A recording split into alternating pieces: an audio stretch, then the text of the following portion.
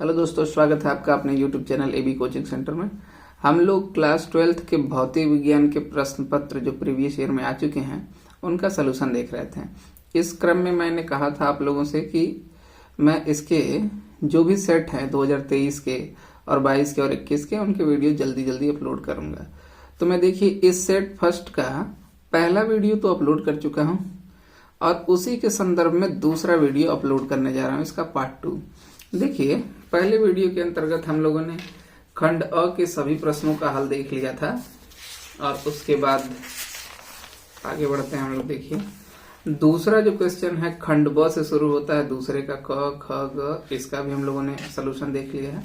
फिर तीसरे क्वेश्चन का भी सोल्यूशन हम लोग देख चुके हैं। चौथे क्वेश्चन का सोल्यूशन हम लोगों को देखना था। तो देखिए क्वेश्चन नंबर 4 में दिया क्या है, यहाँ देखेंगे आप लोग को स्पष्ट सा से दिखाई देगा। देखिए दे रखा है कि परमाणु क्रमांक एवं द्रव्यमान संख्या के आधार पर नाभिक का वर्गीकरण कीजिए, है ना। इसमें दो की पॉइंट दे रखे हैं। देखिए एक परमाणु क्रमांक दे रखा है और दूसरा द्रव्यमान संख्या दे रखा है। बोला है इनके आधार पर नाभिकों का वर्गीकरण कीजिए। इसने थोड़ा सा माइंड गेम खेला है, क्योंकि बच्चे देखिए परमाणु क्रमांक और द्रव्यमान संख्या बार बार सुने हैं इसमें, लेकिन कई लोग ये सोच के कंफ्यूज हो जाएंगे कि आखिर आंसर लिखें क्या। तो देखिए आंसर मैंने बहुत सोच समझ के क्लियर तरीके से बना रखा है और वही आपको भी लिखना है अगर ऐसा कुछ आ जाए। देखिए हमने इन्होंने जो हेडिंग कह रखा था वही हेडिंग हमने कर दिया। जैसे परमाणु क्रमांक एवं द्रव्यमान संख्या के आधार पर नाभिक का वर्गीकरण इन्होंने कहा था, ठीक है। तो यही हेडिंग बना दिया और हेडिंग बना के हमने लिखा कि परमाणु क्रमांक एवं द्रव्यमान संख्या के आधार पर वर्गीकरण। फिर हमने नीचे लिखा कि परमाणु क्रमांक एवं द्रव्यमान संख्या के आधार पर नाभिकों को निम्न प्रकार वर्गीकृत किया गया है। इसमें पहला देखिए समस्थानिक है। समस्थानिक क्या होता है? समस्थानिक आप सभी लोग जानते हैं। देखिए किसी एक ही तत्व के ऐसे परमाणु जिनके नाभिकों में प्रोटॉनों की संख्या समान होती है परंतु न्यूट्रॉनों की संख्या भिन्न भिन्न होती है, समस्थानिक कहलाते हैं। समस्थानिक का देखिए दो एग्जाम्पल दे रखा है। Hydrogen 1H1, 1H2, 1H3, protium, deuterium, tritium है। और ऑक्सीजन के 3 दे रखे हैं, 8O16, 8O17, 8O18 दे रखा है ना।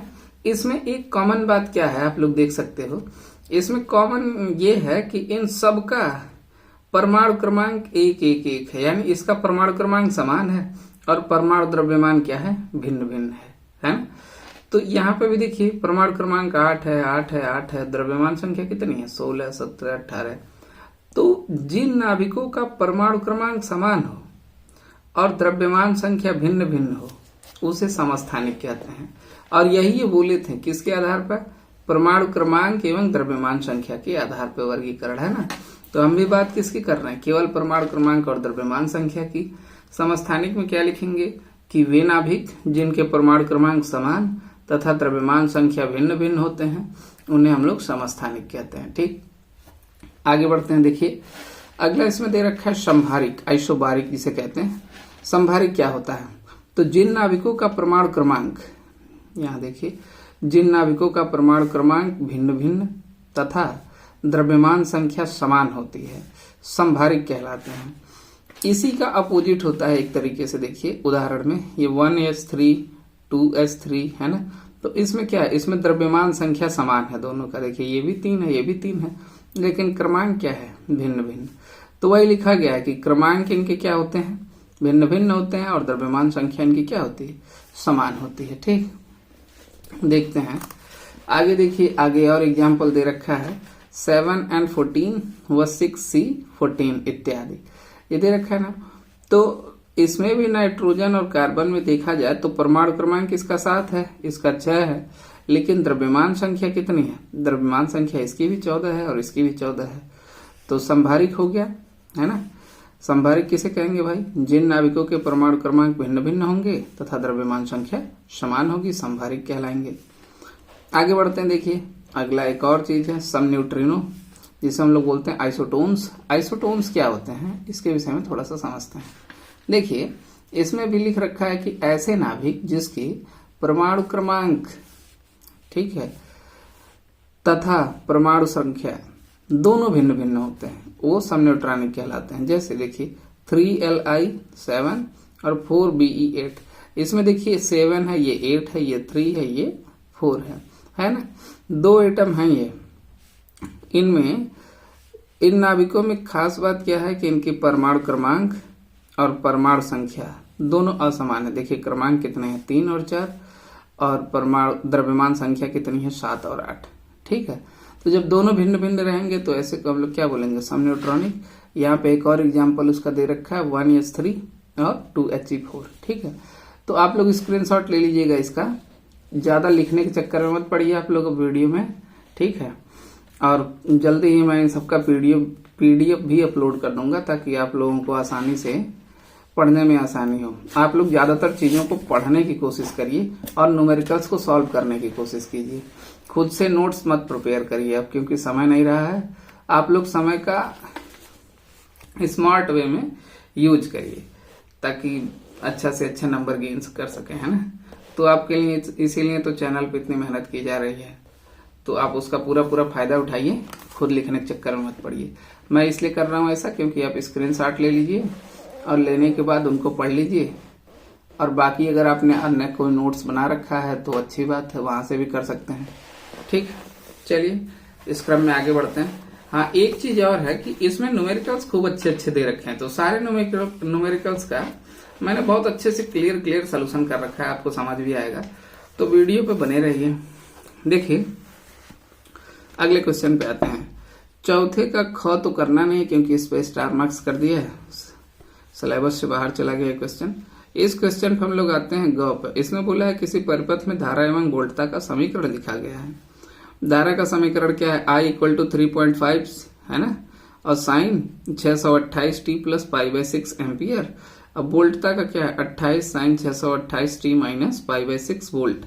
इसमें तीन चीजें ज्ञात करनी, एक तो धारा का वर्ग माध्य मूल मान ज्ञात करना है, दूसरा आवर्तकाल ज्ञात करना है, तीसरा धारा तथा वोल्टता के बीच में कालांतर ज्ञात करना है ना। तीन चीजें दे रखी हैं। देखिए तो सबसे पहले पहला चीज निकालते हैं, पहले तो इन दोनों क्वेश्चंस को रखते हैं। देखिए आप लोगों के लिए क्लियर इसका सोल्यूशन दिया गया है। यहाँ पे देखिए जो क्वेश्चन में दे रखा है, I = 3.5 sin 628t + π/6 एम्पियर, ये हमने लिख दिया धारा का समीकरण, और इसी तरीके से वोल्टता का समीकरण। ये दोनों समीकरण क्वेश्चन पेपर में दिया हुआ है। अब पहला उन्होंने पूछ रखा है धारा का वर्ग माध्य मूल मान। तो धारा का वर्ग माध्य मूल मान के लिए एक सूत्र होता है, IRMS = I0/√2। ठीक, तो इसको अगर हम इसके जनरल फॉर्मूले में लिखें तो ऐसा लिख देंगे, I = I0 sin ωt + φ। ठीक है, अब ये समीकरण जो है इसको हमने मान लिया समीकरण 1, और ये इक्वेशन दे रखा है, इन दोनों का कंपैरिजन कर दीजिए। ठीक है, तो वही लिखा है कि इसको जो है को समीकरण 1 से तुलना करने पर इससे कंपेयर कर रहे हैं। तो कंपेयर करिए तो I के बराबर है, और यहाँ जो I0 है इसकी जगह कितना है, 3.5, तो I0 की वैल्यू 3.5 हो गई। ऐसे अगर मुझे ओमेगा देखना रहेगा तो ओमेगा की वैल्यू कितनी आएगी, देखिए 628, क्योंकि ओमेगा टी है, ओमेगा टी का 628t आएगा, टी से टी कट जाएगा तो ओमेगा का मान कितना आ जाएगा, 628, और फाई का मान, कालांतर का मान कितना आ जाएगा, π/6। ठीक है, तो खैर हमें उसकी अभी जरूरत नहीं, आगे जरूरत पड़ेगी। हमें केवल वर्ग माध्य मूल मान निकालना है, तो IRMS = होता है I0/√2, और जब इससे तुलना किया गया तो I0 का मान कितना आ गया, 3.5। ठीक है, आगे देखिए अब IRMS = होता है 3.5/√2। ये I0 का मान हमने यहाँ पर रख दिया। I0 कितना था, 3.5, तो यहाँ पे आप रखोगे 3.5 बटे कर्णी में 2 आएगा, 3.5 बटे कर्णी में 2। आप चाहो तो यही कर्णी में 2 का मान रख दीजिए, 1.414। ठीक है, उससे भाग करिए तो आंसर आ जाएगा। लेकिन हम आसान करने के लिए, थोड़ा कैलकुलेशन इजी हो, इसलिए इसको ना कर्णी में 2 से नीचे और कर्णी में 2 से ऊपर गुणा कर दिए हैं। ठीक है, बाकी आप यहीं पर डायरेक्ट मान रखें, अगर 1.414 और भाग करें तो भी मान इतना ही आएगा। तो देखिए जब इसको गुणा किया गया तो 3.5 कर्णी में 2 हो गया, और कर्णी में 2 गुणे कर्णी में 2 का मान 2 होता है, तो 2 हो गया। और 2 से जब 3.5 को काटेंगे तो 1.75 आता है, और कर्णी में 2 का मान होता है 1.414। फिर इसका गुणा करते हैं तो 2.474 एम्पियर आंसर आता है। ठीक है, देखिए पहला दे रखा था धारा का वर्ग माध्य मूल मान IRMS की वैल्यू कितनी आ रही भाई 2.474 एम्पियर। ठीक है, आगे बढ़ते हैं। देखिए दूसरा क्वेश्चन दे रखा था आवर्तकाल। ठीक है, अब देखिए आवर्तकाल t बराबर होता है 2 पाई अपॉन ओमेगा।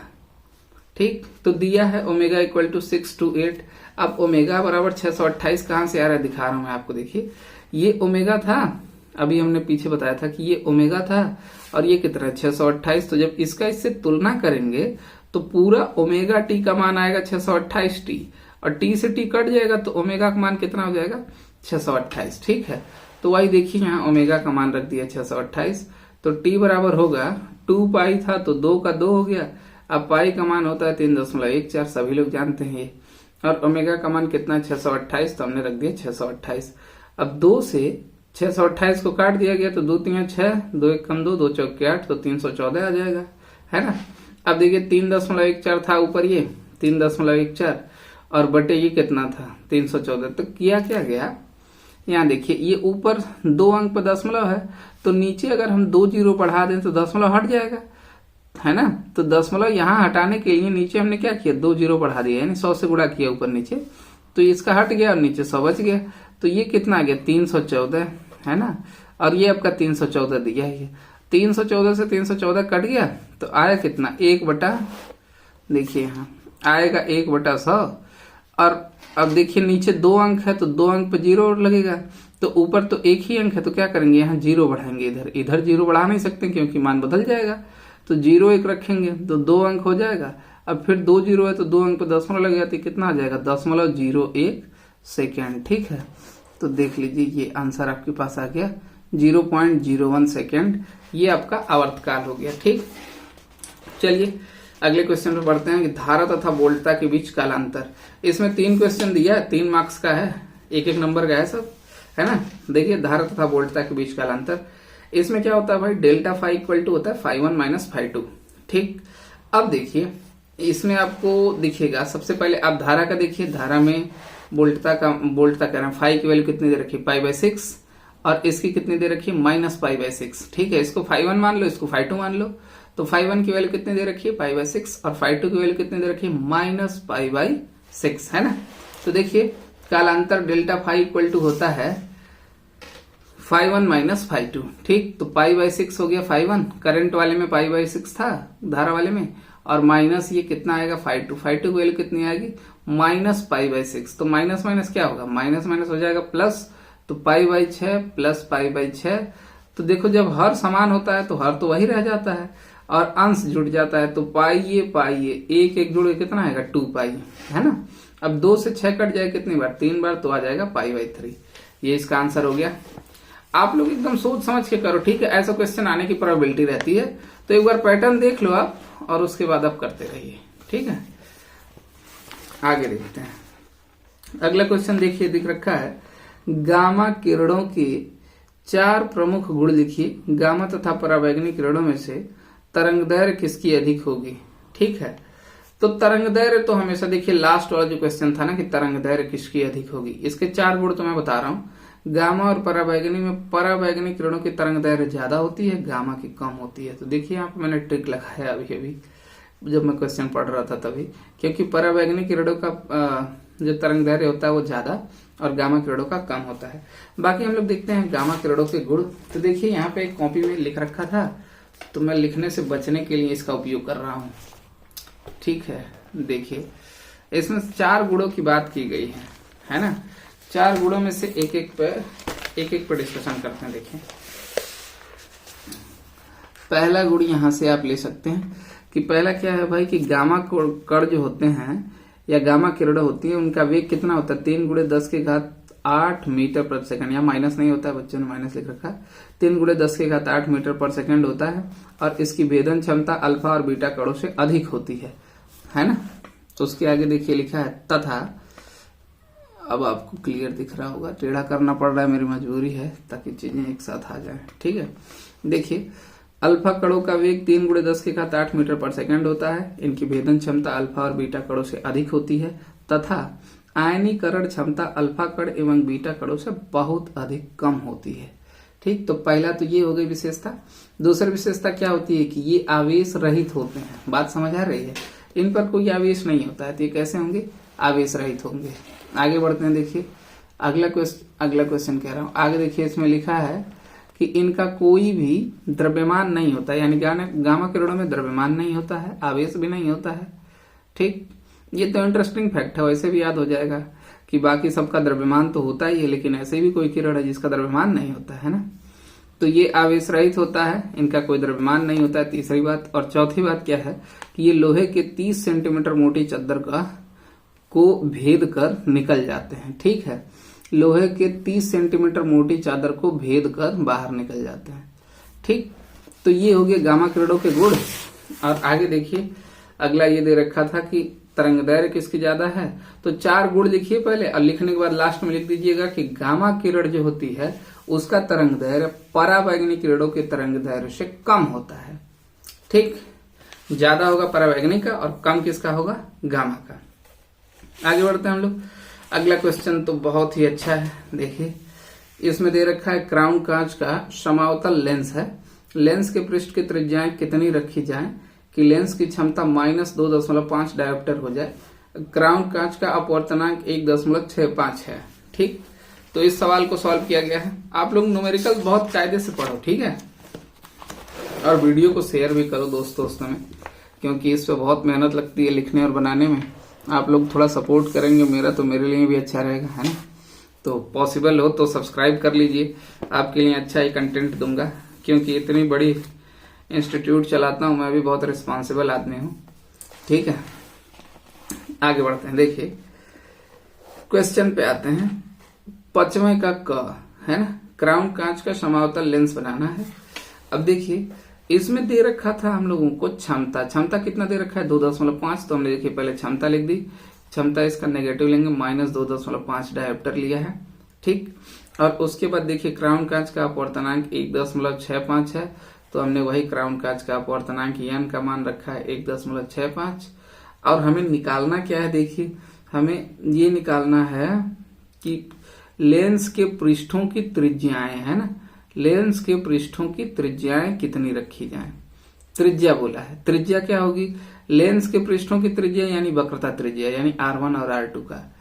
तो यहाँ पे देखिए, ये कोई अवतल लेंस है, पहले दिखा समावतल लेंस बनाना है इसको, और ये एक्चुअल में कैसा होगा? अवतल लेंस। देखिए एक चित्र बना रखा है, यहाँ पे अवतल लेंस है ना। अब अवतल लेंस पे इधर की त्रिज्या को R1 मानते हैं और इधर की त्रिज्या को R2 मानते हैं। बहुत ध्यान से समझो आप लोग। अगर जैसे x एक्सिस होता है ना, जैसे यहाँ पे हम x अक्ष बना देते हैं, तो ये बीच में है, इसके इधर का मान क्या होता है? इधर का मान आपका पॉजिटिव होता है कि नेगेटिव होता है? इधर का मान होता है नेगेटिव, इधर का मान होता है पॉजिटिव। होता है कि नहीं होता है? ऐसे ही जब भी प्लस माइनस लेना है तो ज्यादा सोचना नहीं चाहिए। इसके बीच में देखिए, लेंस के बीच के इधर की जितनी भी दूरी होगी वो सब x अक्ष की तरह कंसीडर करिए। जैसे यहाँ पर y है, y के बाद इधर x वाला सब क्या होगा? धनात्मक, और इधर वाला सब ऋणात्मक। ठीक है, तो R2 को कैसा लेंगे? पॉजिटिव, और R1 को कैसा लेंगे? नेगेटिव। ठीक, जैसे यहाँ पर था, ये y डैश है और ये x डैश है, तो x अक्ष पर ये वाली वैल्यू धनात्मक, ये ऋणात्मक, अब y पे ये धनात्मक, ये ऋणात्मक। आप इस बात को जानते हो। आगे देखिए, इस सवाल को करने के लिए हमने लिया लेंस मेकर फॉर्मूले का यूज किया गया है। ठीक, तो लेंस मेकर फॉर्मूले में अब समझते हैं इसको अच्छे से।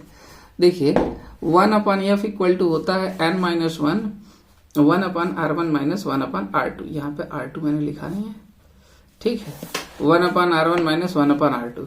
अब देखिए 1/f इक्वल टू p होता है। ठीक है, आप सभी जानते होंगे कि फोकस दूरी का व्युत्क्रम जो होता है वो क्षमता कहलाता है। तो 1/f की जगह आप p लिख सकते हैं। ठीक, आप फॉर्मूला तो पढ़े ही होंगे, ये p इक्वल टू 1/f। वहां से 1/f की जगह हमने p लिख दिया, और n-1 था तो n का मान दिया था 1.65, तो वो रख दिया, -1 है तो -1 रख दिया।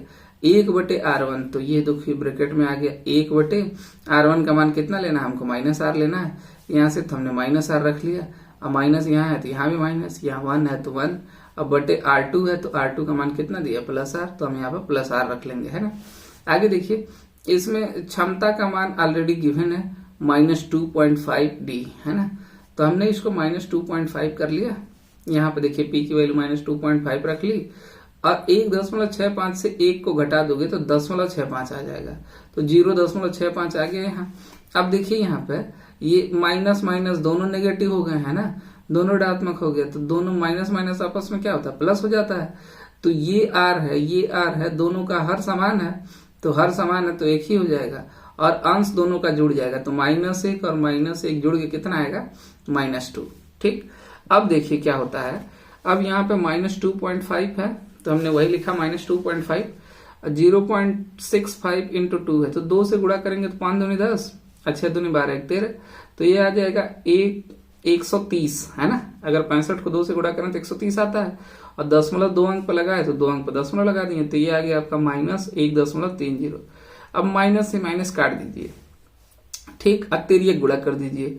आर का इसमें करेंगे 2.5 में तो 2.5 आ रहा है, और 1 का इसमें करेंगे तो इसका आएगा 1.30। ठीक है, आगे देखिए। अब आर बराबर, यहाँ देखिए आर बराबर आ गया 1.30 और इसको इधर भेजोगे तो इसके नीचे जाएगा हल करते वक्त, तो यहाँ पर आ जाएगा 2.5 है ना। ऊपर देखिए दशमलव के इधर 2 अंक है और नीचे दशमलव के इधर 1 अंक है, लेकिन इस जीरो का कोई मतलब नहीं है। अगर जीरो हटा दिया जाए तो केवल 13 बनता है, तो 1 अंक इसका दशमलव हटा दीजिए, 1 अंक इसका हटा दीजिए, तो हो जाएगा 13.0/25। और दशमलव जीरो ना लिखें अगर आप तो डायरेक्ट लिख सकते हैं 13/25 है ना। ये जो वैल्यू आ रही है ये मीटर में आ रही है, क्यों? क्योंकि डायोप्टर वाला केस में जो 1/f होता है ये मीटर में होता है, तो इसको सेंटीमीटर में कन्वर्ट करने के लिए 100 से इसमें गुणा करना पड़ेगा। तो 100 से गुणा कर दीजिए। अब देखिए ये 100 आ गया और ये 25 से 100 कट जाएगा, कितनी बार, 4 बार। अब 13 से 4 में गुणा करिए, 13 को 52 सेंटीमीटर। तो आर की वैल्यू कितनी आ गई, 52 आ गई। और हमें R1 R2 का बताना है, तो R1 इक्वल टू कितना लेंगे, -R यानी -52, देखिए यहाँ पे लिखा है। और R2 इक्वल टू कितना लेंगे, यहाँ पे +R लेंगे तो +52 हो जाएगा। R का मान तो 52 है तो यहाँ पॉजिटिव आ जाएगा। ठीक, तो ये क्वेश्चन हो गया, ध्यान रखेंगे आप लोग। आगे बढ़ते हैं हम लोग। अब देखिए, अब अगला क्वेश्चन आ गया, श्रेणी के LCR प्रत्यावर्ती धारा परिपथ की अनुनादी आवृत्ति के लिए सूत्र का निगमन कीजिए। अच्छा, डेरिवेशन वाले पोर्शन में आप लोगों को बहुत बेहतरीन तरीके से कराऊंगा, आप लोग वीडियो पर बने रहिए, आपको खुद ही समझ आएगा। ठीक है, देखिए LCR प्रत्यावर्ती धारा परिपथ के अनुनादी आवृत्ति के लिए सूत्र का निगमन कीजिए। हमें किसका सूत्र निकालना भाई, अनुनादी आवृत्ति निकालनी है, किसके लिए, LCR परिपथ के लिए। ठीक, तो जो ये बोले ना उसी को हेडिंग किया जाता है, समझे। जैसे इन्होंने बोला सूत्र का निगमन, तो आप यहां से यहां तक इसी को हेडिंग कर दीजिए, क्योंकि आपको एटलीस्ट अपने जो आपने कॉपी में नोट्स बनाया है उसको थोड़ी लिखना है, आपको तो इसके हिसाब से लिखना है ना। तो आप इनकी बातों को उठा के डायरेक्ट हेडिंग करिए इसी को, कि LCR प्रत्यावर्ती धारा परिपथ के अनुनाद आवृत्ति के लिए सूत्र का निगमन, इतना हेडिंग करिए, उसके बाद इस सूत्र का निगमन करिए। चलिए देखिए कैसे लिखना है ये मैं आप लोगों को बताता हूं। देखिए अब आप लोगों को दिख रहा होगा, आपके सामने ये आ गया। ठीक है, अब देखिए हमने वही हेडिंग किया, अपने हिसाब से नहीं किया, उन्होंने जो क्वेश्चन पूछा था क्वेश्चन के हिसाब से किया कि श्रेणी LCR प्रत्यावर्ती धारा परिपथ के लिए अनुनादी आवृत्ति सूत्र का निगमन, है ना, ये हेडिंग कर लिया मैंने, जो क्वेश्चन में दिया था वही। अब हमें देखिए साफ साफ दिख रहा है कि श्रेणी क्रम में जोड़ना है किसको, LCR तीनों को, है ना, LCR को श्रेणी में जोड़ना है। तो देखिए ये L हो गया, C हो गया, R हो गया। अगर यहाँ पे देखिए LCR की जगह कुछ आगे पीछे दे, जैसे मान लीजिए R बीच में दे दे, C बाद में दे दे, तो जो जैसा बोलेगा वैसा ही आप जोड़िएगा। ठीक है, कॉपी में आप कुछ भी किए रहिए, उससे नहीं फर्क पड़ता है। आप जब आंसर लिखेंगे तो जैसा आपको बोला गया है बिल्कुल वैसे ही क्रम के साथ बनाएंगे। तो पहले प्रेरकत्व, फिर कैपेसिटेंस, फिर आपका रेजिस्टेंस। ठीक है, प्रेरकत्व, धारिता और यहाँ पे प्रतिरोध। तो देखिए सबसे पहले L जोड़ा है चित्र में, और उसके बाद C जोड़ा है, और इसके बाद R जोड़ा है। ठीक है, अब देखिए बहुत कॉमन सी बात है कि इसको एक परिपथ बनाया गया और परिपथ से जोड़ दिया गया, जहां पर वोल्टता कितनी गिर गई है, V = V0 sin ωt, है ना। तो ये आपको तो पता ही है, जो क्वेश्चन दिया है उसी हिसाब से LCR आपने बना लिया, LCR। अब इन सब के बीच विभव देखेंगे, विभवांतर। तो देखिए इसके और इसके बीच का विभव अगर L है तो L के बीच का विभवांतर VL डाल दीजिए, कैपेसिटेंस के बीच का विभवांतर VC डाल दीजिए, और रेजिस्टेंस के बीच का विभवांतर कितना डाल दें, VR। ठीक, अब देखते हैं आगे। देखिए अब जो आपने ये संरचना बनाई, इसी सेम संरचना को अपने शब्दों में लिखना है। आपको कोई जरूरत नहीं है कुछ याद करने की, आप खुद ही सोचिए। आपने क्या किया, LCR को श्रेणी क्रम में जोड़ा है। तो मैंने नहीं, आपको वही लिखना है कि माना एक प्रत्यावर्ती धारा परिपथ है, ये बोला है प्रत्यावर्ती धारा परिपथ है ना, तो आप वही लिखिए, माना प्रत्यावर्ती धारा परिपथ में प्रेरकत्व L की एक कुंडली, धारिता C का एक संधारित्र तथा प्रतिरोध R को श्रेणी क्रम में जोड़कर प्रत्यावर्ती धारा स्रोत V = V0 sin ωt से जोड़ देते हैं, है ना। आप इसको याद नहीं करो, एक बार पढ़ लो बस। और अगर आपको चित्र याद है तो क्या लिख नहीं दोगे? और चित्र भी याद करने की बात नहीं है, क्यों? क्योंकि आपको ऑलरेडी दे रखा है कि LCR, तो आपको पहले L जोड़ना है, C जोड़ना है, R जोड़ना है, फिर वोल्टेज देना है।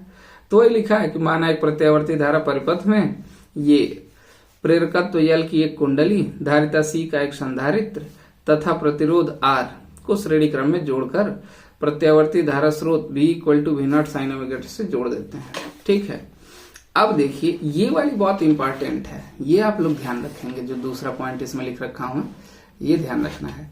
होता क्या है कि परिपथ में VR जो है, रेजिस्टेंस और I, जब ये तीनों श्रेणी क्रम में जुड़ते हैं तो इसमें वोल्टता का रेजिस्टेंस की वोल्टता और धारा I समान कला में होते हैं, और प्रेरकत्व जो है इसकी वोल्टता और धारा I, इसमें विभवांतर और धारा I से 90 अंश अग्रगामी होती है। VC जो होता है वो धारा I से 90 अंश पश्चगामी होता है। तो ये 90 अंश पीछे जा रहा होगा, ये 90 अंश आगे जा रहा होगा, और ये दोनों समान कला में जा रहे होंगे। तो जब परिणामी विभवांतर निकालेंगे तो परिणामी विभवांतर क्या होगा भाई, V² होता है VR², इसका जब दोनों समान कला में है उसका पहले ले रहे हैं VR²। फिर जो अग्रगामी है, अग्रगामी कौन है, देखिए अग्रगामी है आपका VL।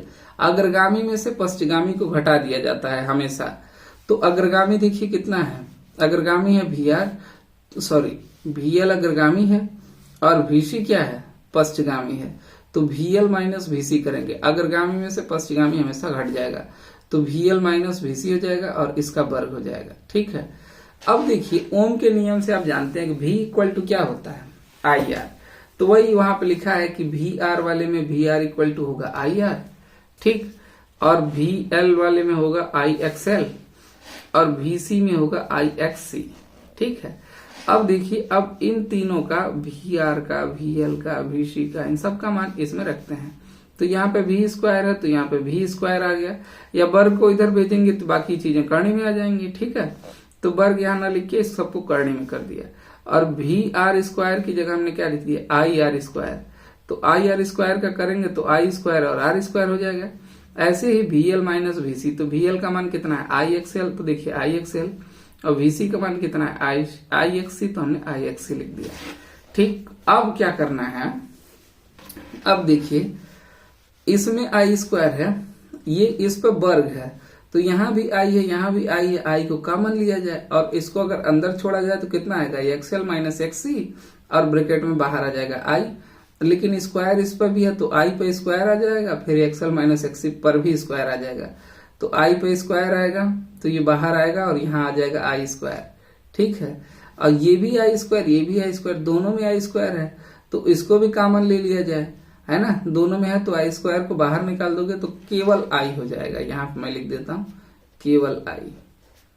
ठीक है, I² था अंदर दोनों में, सब में से I² को कॉमन ले लिया गया और बाकी सबको एक ब्रैकेट में डाल दिया गया, और I² को बाहर निकाले तो I बन गया। अब अंडर रूट कितना बचा, R², यहाँ से I हट गया तो XL - XC। ठीक है, अब देखिए I को अब इधर भेजेंगे तो V/I आएगा। V/I को ही हम लोग क्या बोलते हैं, देखिए यहाँ पर नीचे लिख रखा है क्लियर, यहाँ एक मिनट, सॉरी, देखिए थोड़ा सा हाँ अब शायद दिख रहा होगा,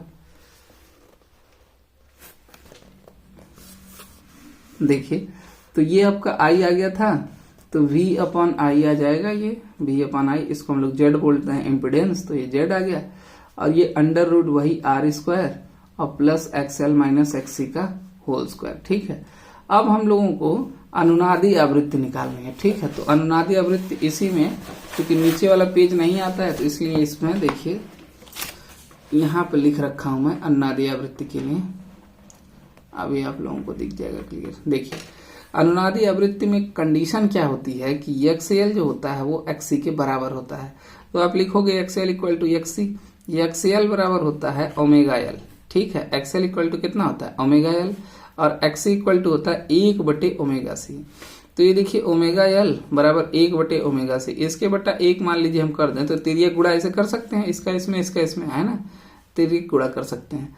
तो केवल ओमेगा को अगर सेपरेट किया जाए तो ओमेगा तिर्यक गुणा होगा तो यहाँ चला जाएगा, और L अगर चाहे तो यहाँ चला आएगा, तो ये ओमेगा और ओमेगा क्या बनेगा, ओमेगा स्क्वायर बन जाएगा, और L यहाँ आएगा तो 1/LC आ जाएगा, तो ये आ गया 1/LC, है ना। अब देखिए जब वर्ग को इधर भेजेंगे तो ओमेगा इक्वल टू कितना आएगा, अंडर रूट 1/LC। ओमेगा का मान होता है 2πf, तो ओमेगा का मान हमने लिख दिया 2πf, अब बराबर देखिए 1 करणी में 1/LC, क्योंकि वर्ग था, वर्ग इधर गया तो किस में आ गया, करणी में आ गया सब। अब देखिए करणी में 1 का मान तो 1 तो बाहर ही आ जाएगा, तो 1 आ गया बाहर, और ये अंडर रूट में केवल LC बचा, तो रूट में LC बचा, और 2π जो है इसका तिर्यक गुणा करेंगे तो 2π इसके नीचे आएगा, तो यहाँ अनुनादी आवृत्ति F बचेगी, तो F का मान कितना आ जाएगा 1/2π अंडर रूट LC। ठीक है, यही डेरिवेशन करना था आपको, कितने में भाई 3 नंबर के अंदर। ठीक है, तो आराम से कर सकते हैं। चलिए आगे बढ़ते हैं अगले क्वेश्चन की तरफ। अगला क्वेश्चन देखिए क्या दे रखा है, अगला दे रखा है बोर के परमाणु मॉडल को समझाइए। बोर का परमाणु मॉडल, है ना, समझते हैं इसको भी ध्यान से। ये भी इसमें केवल 3 ही बात दे रखी है बोर के परमाणु मॉडल में, और उन्हीं 3 बातों को लिखना रहता है। ठीक है, देखते हैं सभी बातों को। देखिए सबसे पहले लिख रखा है हमने बोर का परमाणु मॉडल।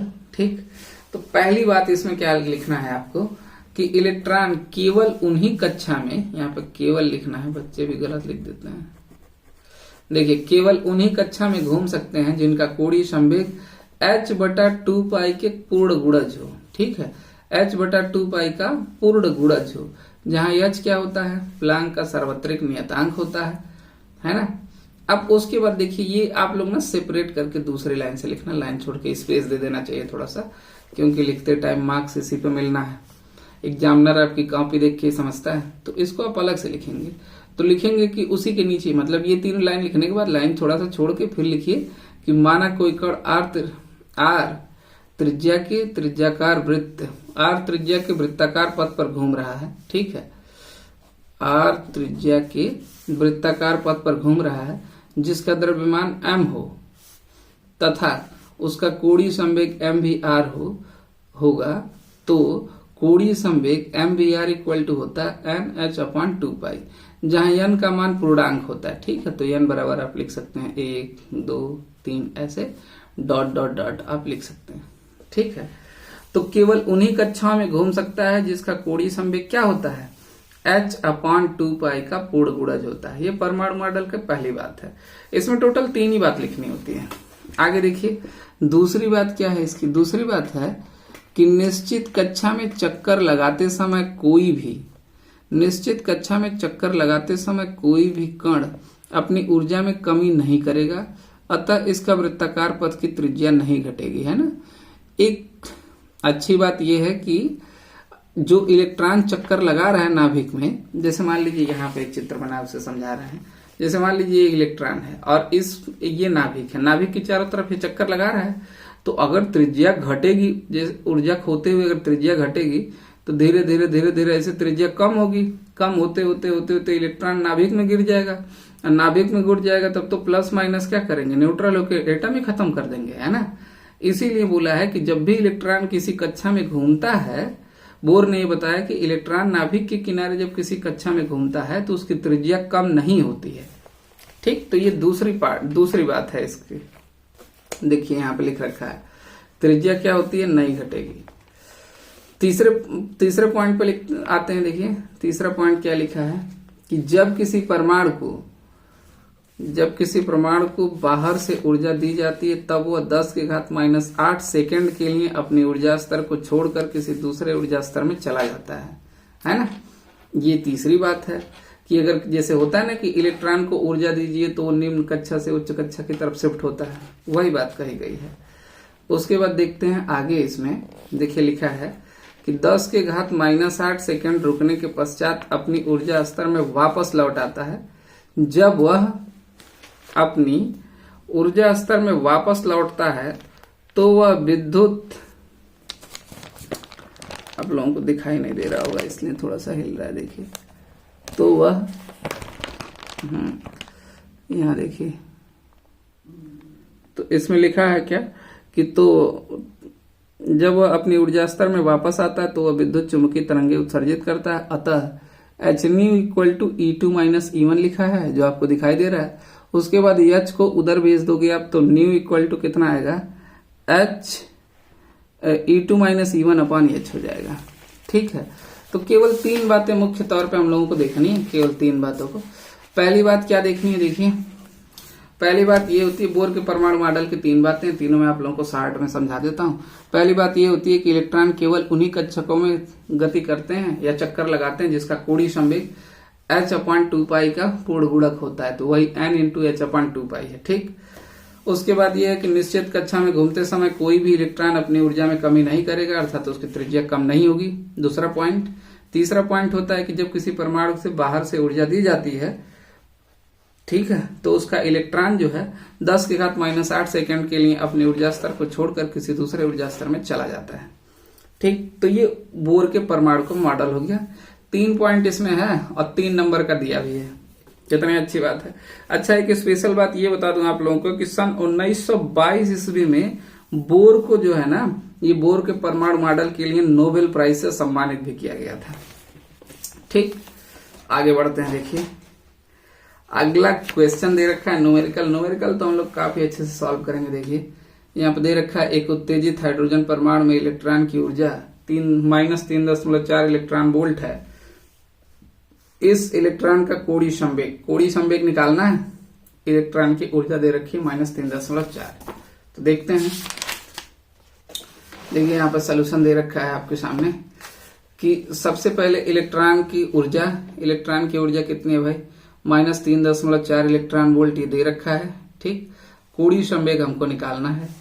तो फॉर्मूला होता है कि nवीं कक्षा में इलेक्ट्रॉन की ऊर्जा बराबर -13.6/n² इलेक्ट्रॉन वोल्ट, ये सूत्र होता है। अब इलेक्ट्रॉन की ऊर्जा जो है ना वो दे रखी है, कितनी दे रखी है, 3.4 इलेक्ट्रॉन वोल्ट। तो यहाँ पे जो है ना, यहाँ पे इलेक्ट्रॉन की ऊर्जा यहाँ पे हम रख देंगे -3.4 इलेक्ट्रॉन वोल्ट जो कि दे रखा था वो यहाँ रख दिए और बराबर कर दिए कितना 1.3 इस वाले के, तो ये सेम टू सेम यहाँ रख दिया। ये वाली चीज को हमने यहाँ रखी और इलेक्ट्रॉन की ऊर्जा जो हमें दी गई थी वो यहाँ रखी और उसके बाद कैलकुलेट करते हैं। देखिए इलेक्ट्रॉन वोल्ट से इलेक्ट्रॉन वोल्ट कट जाएगा, ईवी से ईवी खत्म हो गया। अब बचा क्या, एक अंक पे इधर भी दशमलव है, एक अंक पे इधर भी, तो दोनों तरफ से दशमलव हटा सकते हैं। तो आएगा कितना 34 है ना, जब दशमलव हटा देंगे तो कितना आएगा 34 आएगा। और इसका भी जब दशमलव हटा देंगे तो कितना आएगा 136 आएगा। इधर भी माइनस इधर भी माइनस, तो माइनस से माइनस कट गया, तो ये आ गया 34 और ये आ गया 136/n²। तो 34/n कर रहे हैं, तिरिया गुणा करेंगे इसलिए। तो देखिए 34 का n² से गुणा करेंगे तो 34n² हो जाएगा। ये कितना हो जाएगा 34n² = 136 का 1 में गुणा करेंगे तो 136। अब देखिए n² बराबर 136 और 34 को इधर भेजेंगे तो 136/34। अब 34 से अगर आप भाग देना डायरेक्ट तो 34 चौक का 136 होता है, तो 4 बार में कैंसिल हो जाएगा, 34 चौक के 136। तो n² का मान कितना आएगा 4, तो n का मान कितना हो जाएगा 2। अब देखिए कोणीय संवेग अभी बोर वाले मॉडल में आप पढ़े हैं, है ना। अच्छा यहाँ देखिए, ठीक है, अभी बोर वाले मॉडल में हम लोगों ने सब पढ़ा है कि कोणीय संवेग कितना होता है, NH/2 होता है। ठीक है, NH/2। तो इसकी वैल्यू रखते हैं। देखिए n की वैल्यू कितनी निकाली है, 2, तो यहाँ पर 2 रख दी है। h की वैल्यू कितनी निकाली है, 6.6। निकाला नहीं मतलब दे रखा होता है। ठीक है, h का वैल्यू कितना होता है, ये तो नियत मान है, सबको याद भी रहता है। 6.63 इंटू 10⁻34 होता है। यहाँ केवल 3 लिखा है, -34 होता है। ठीक है, -34। अब बटे 2 पाई है, तो 2 का मान 2 हो गया और पाई का मान देखिए 3.14 हो गया। अब 2 से 2 क्या होगा, कट जाएगा, तो 2 से 2 कट गया। अब देखिए 2 अंक पे यहाँ भी दशमलव है, 2 अंक पे यहाँ भी दशमलव है। दशमलव हटाएंगे तो कितना हो जाएगा, 6, 6, 3। तो ये देखिए 6, 6, 3 हो गया, यानी 663।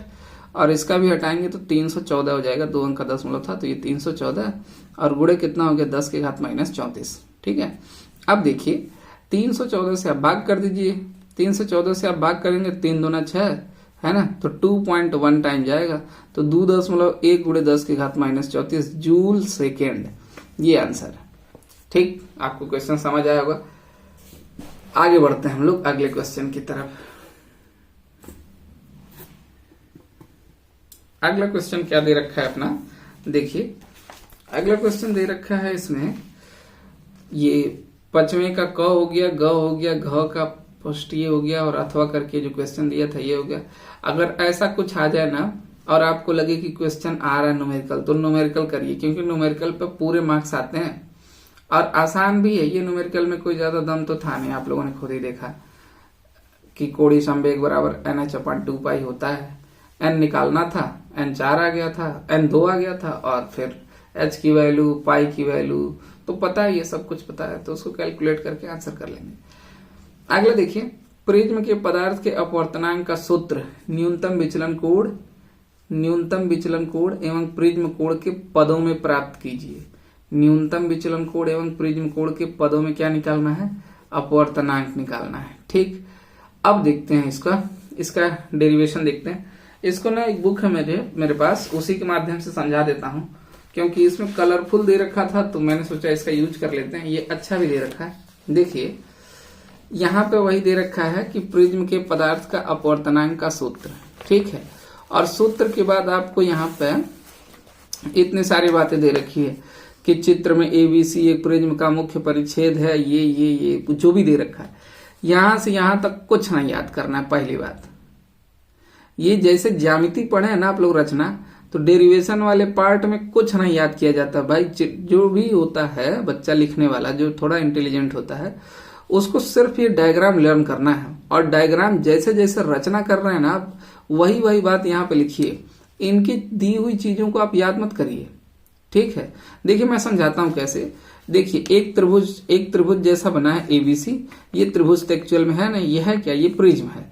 एक प्रिज्म ABC है जिसमें एक, देखिए आपतित किरण कौन है, R यस है, ये यस है, ये R है। अच्छा, ये कोई जरूरी नहीं है कि नाम आप यही दें, आपको जो मन करे वो नाम दीजिए, PQRS जैसे मर्जी वैसे। ठीक है, आप एक त्रिभुज टाइप बनाइए, बनाने के बाद एक रेखा यहाँ पे मिलाइए, आपतित किरण, ये तो पता ही है।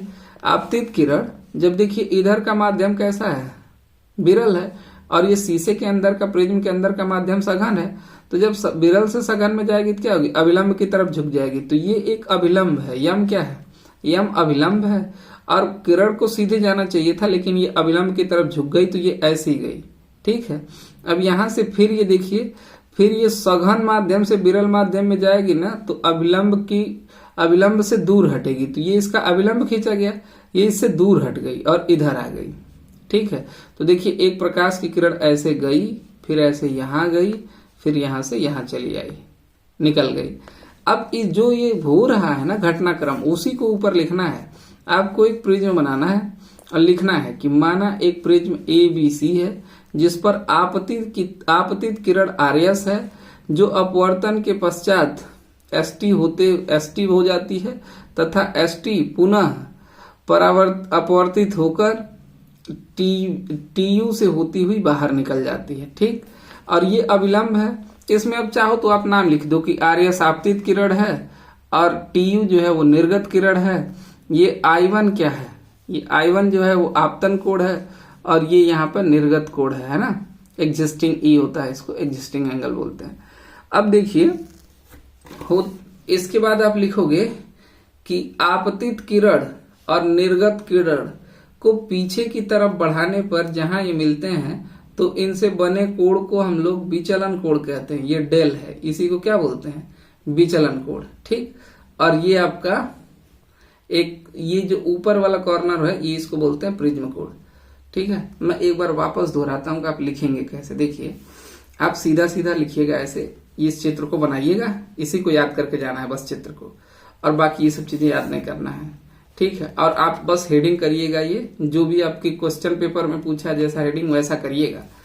ठीक है, तो हेडिंग करने के बाद आप लिखिएगा कि माना एक प्रिज्म ABC है जिस पर एक आपतित किरण RS है जो परावर्तन के बाद ST पथ से होते हुए पुनः अपवर्तित होकर TU से बाहर निकल जाती है। इसके अविलंब ME तथा NE है। अविलंब M तथा आपतित किरण R के बीच बना कोण I1 है तथा अविलंब N तथा निर्गत किरण U के बीच बना कोण I2 है। ठीक है, उसके बाद आगे लिखिएगा कि आपतित किरण तथा निर्गत किरण को पीछे की तरफ बढ़ाने पर, ठीक है, इसको पीछे की तरफ और इसको आगे की तरफ बढ़ाने पर जहां ये मिलते हैं वहां पे बने कोण को विचलन कोण कहते हैं। तो विचलन कोण हो गया डेल।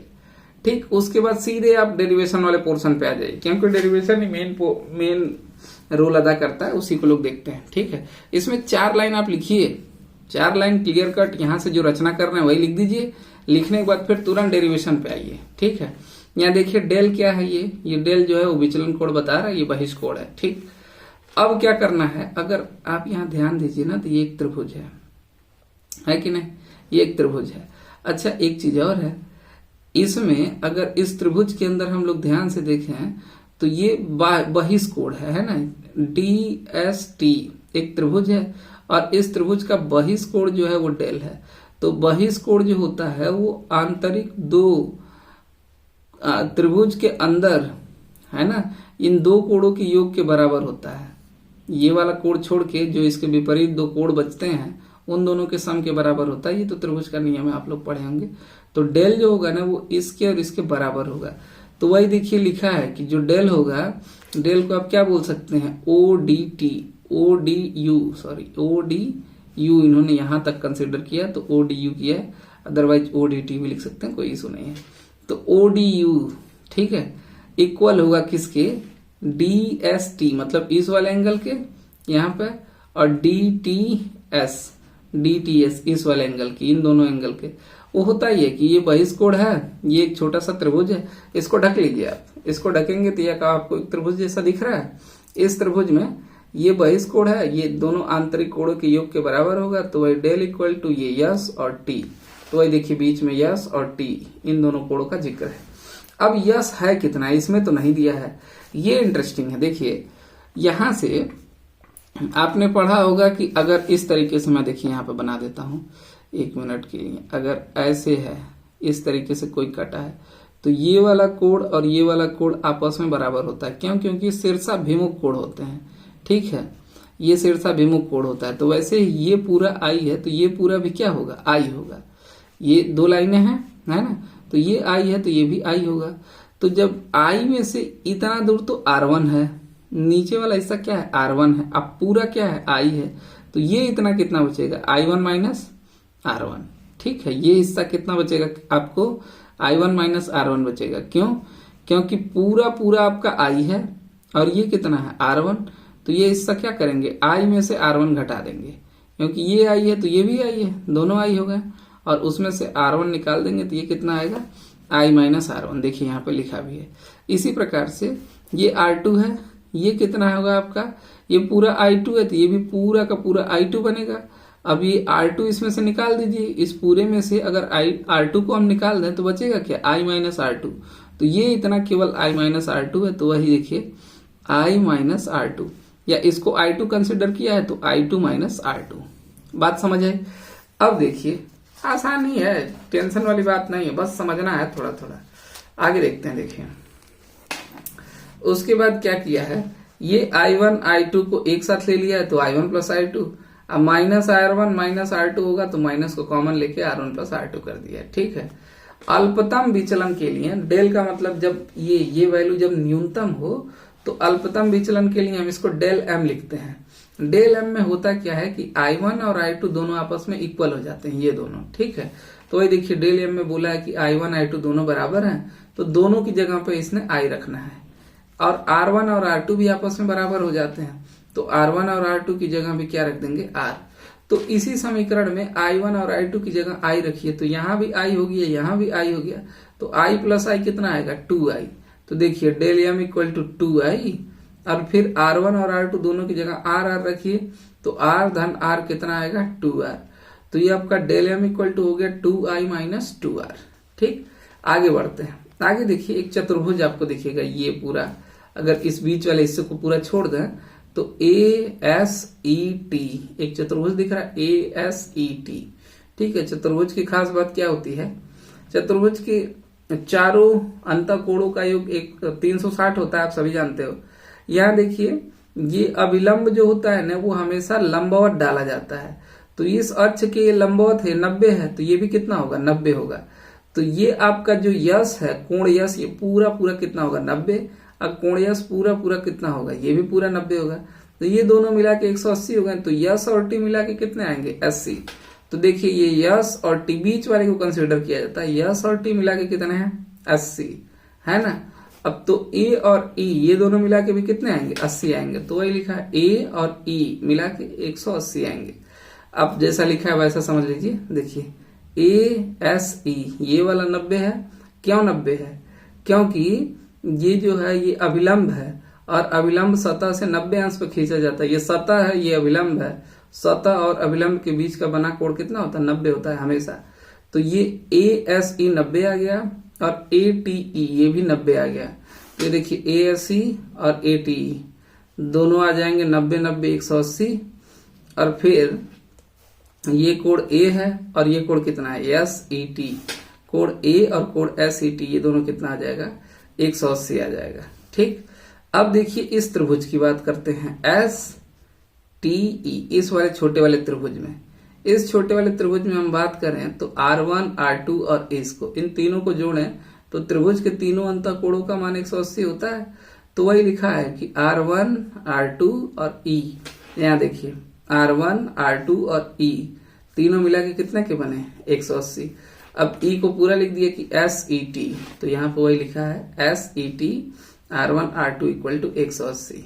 ठीक है, तो देखिए अब हमें चूंकि प्रिज्म कोण का संबंध निकालना था, तो हमें A तक पहुंचना है कुछ भी करके, है ना। सॉरी आप लोगों को दिखाई नहीं दे रहा, मुझे ध्यान नहीं दिया। देखिए अब शायद दिख रहा होगा, एक मिनट का समय दे दीजिए। यही एक समस्या है।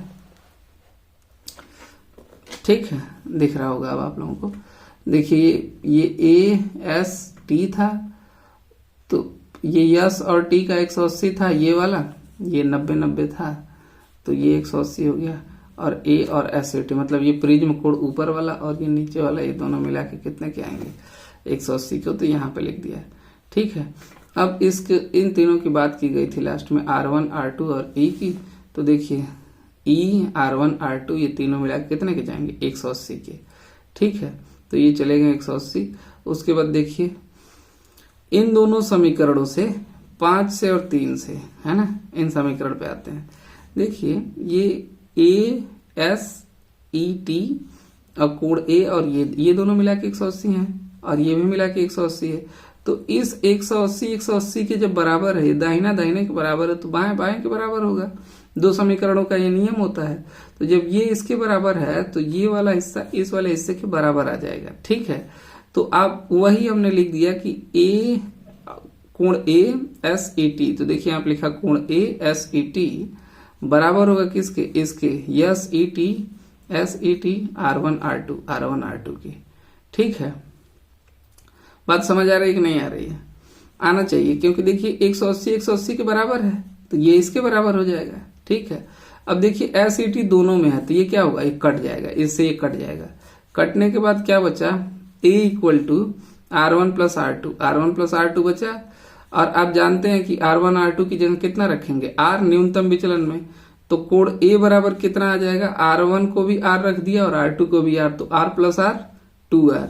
तो कोण A बराबर आया 2R और 2 को जब इधर भेज दोगे तो R बराबर कितना आएगा, A/2, है ना, A/2 आएगा R का मान। यहाँ पे R का मान आप कितना रखिए, अब देखिए ये सिग्मा m है, इस पे आते हैं, सिग्मा m ये 2i है और R का मान A/2 रखिए, तो 2 से 2 कट जाएगा, कितना आएगा, केवल A, तो 2i माइनस A हो जाएगा। देखिए यहाँ पे अभी समझ आएगा आप लोगों को, मुझे यही समस्या है कि आप लोगों को दिख जाए क्लियर ये।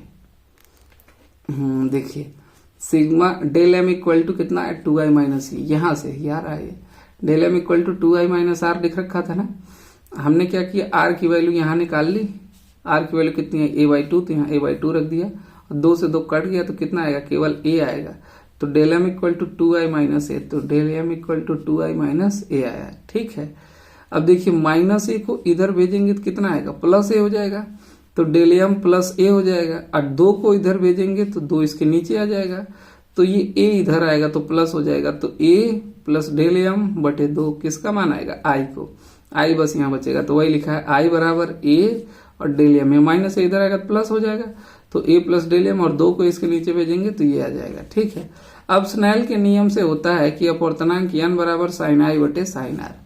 ठीक, तो अपवर्तनांक n बराबर देखिए साइन I का मान आप निकालें कितना, A plus del m upon 2, तो वही आपने रख दिया A plus del m upon 2, है ना, और बटे साइन R, तो साइन और A बटे 2, R का मान देखिए यहाँ से R का मान रख दीजिए A बटे 2 और I का मान यहाँ से रख दीजिए।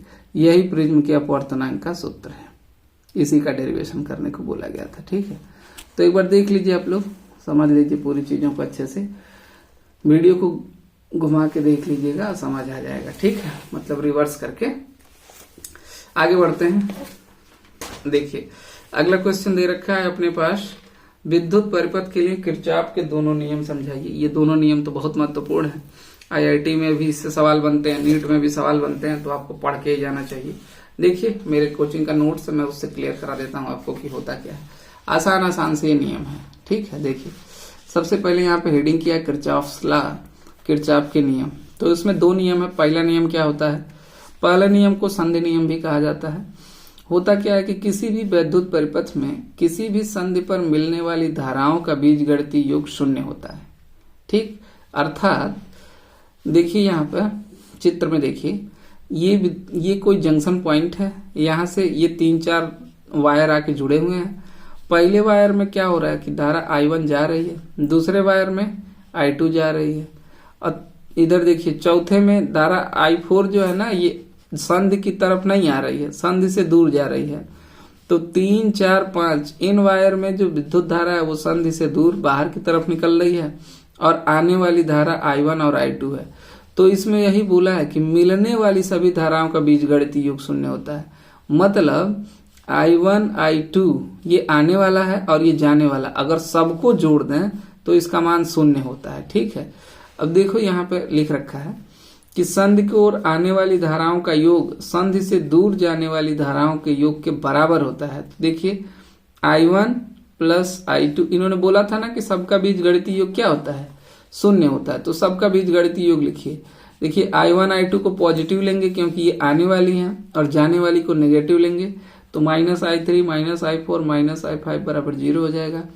अब देखो ये सब माइनस है, सबको अगर बराबर के इधर भेजू तो सब प्लस हो जाएगा। तो I1 plus I2 equal to कितना आएगा, I3 plus I4 plus I5। ठीक है, यानी आने वाली धाराओं का योग और जाने वाली धाराओं का योग आपस में बराबर होता है। तो इससे एक चीज स्पष्ट हो रहा है कि इसमें कहीं भी आवेश का लॉस नहीं हो रहा है ना, आवेश का लॉस नहीं हो रहा है। तो इसीलिए इसको बोलते हैं कि आवेश संरक्षण के नियम को व्यक्त करता है। तो देखिए किरचॉफ का पहला नियम आवेश संरक्षण के नियम को व्यक्त करता है, इसे किरचॉफ का धारा नियम भी कहते हैं। ठीक, आगे बढ़ते हैं दूसरे लॉ के ऊपर। आसान से हैं, कोई टेंशन वाली बात नहीं है। इसमें दूसरा नियम पे आ जाते हैं। देखिए दूसरा नियम क्या होता है, दूसरे नियम को बंद पास का नियम कहा जाता है। आप लोगों के समक्ष मैंने रख दिया इसको। किसी परिपथ के प्रत्येक बंदपास के विभिन्न खंडों में बहने वाली धाराओं तथा संगत प्रतिरोधों के गुणनफल का बीजगणितीय योग उस पास में लगने वाले विद्युत वाहक बलों के बीजगणितीय योग के बराबर होती है, अर्थात sigma I R equal to sigma E. ये क्या है? ये बहने वाले विद्युत वाहक बलों का योग है और ये इसके देखो यहाँ पे लिख रखा है संगत धाराओं के और उसके प्रतिरोधों के गुणनफल है। संगत धारा और प्रतिरोधों का गुणनफल का योग और ई का है ना। यहाँ पे देखिए एक बंदपास बनाया गया इन्होंने, ये I1 है, इसमें E1 है, E2 है, दो आपके विद्युत वाहक बल यहाँ पर रिप्रेजेंट किए गए हैं। R1 R2 R3 इसमें 3 रेजिस्टेंस दे रखे हैं, ठीक है, और इसमें करंट I2 और I1 है। इस परिपथ को बहुत अच्छे से समझना है, परिपथ का चित्र भी बना लेना है। उसके बाद देखिए इसमें लिखा है कि इस परिपथ में दो बंदपास हैं, एक बंदपास एक है और दूसरा बंदपास ये है। तो बंदपास के नियम के अनुसार I और R का बीजगणितीय योग बोला था, तो I1 R1 minus I2 R2 बराबर E1 माइनस E2, है ना। I1 R1 ये था इसके डायरेक्शन में ही, मतलब ऐसे देखो इसको पास का नियम दिखा है ना, तो बंद पास के नियम से तो यहां से आप लेंगे पहले इधर इसके डायरेक्शन में I1 R1, तो आपने लिख दिया I1 R1, फिर I2 R2, तो I2 R2 इसका R2 ले लिए, minus I2 R2 equal to E1 minus E2। ऐसे दूसरे के लिए लिखेगा तो I2 R2 plus I1 plus R1 I2 और R3 इक्वल टू E2। ये किरचॉफ का दूसरा नियम है, ठीक है। और देखिए यहाँ पे लिख रखा है किरचॉफ का दूसरा नियम है जो ऊर्जा संरक्षण के नियम को व्यक्त करता है, और इसे किरचॉफ का वोल्ट का नियम भी कहते हैं। वीडियो बहुत लंबी हो रही है तो इसके बाकी बचे हुए क्वेश्चन को अगले पार्ट में मैं करता हूं, और घबराइए मत, अगला पार्ट आपको इस वीडियो को अपलोड होने में जितना समय लगेगा उतने ही टाइम के बाद मिल जाएगा। इस वीडियो में 2 दिन का लेट हो गया, उसके लिए सॉरी आप लोगों से, लेकिन किसी भी वीडियो में अब लेट नहीं होगा क्योंकि मुझे पता है कि आपका एग्जाम पास में है, ठीक है। वीडियो पसंद आए तो इसको शेयर जरूर करिए। Thank you.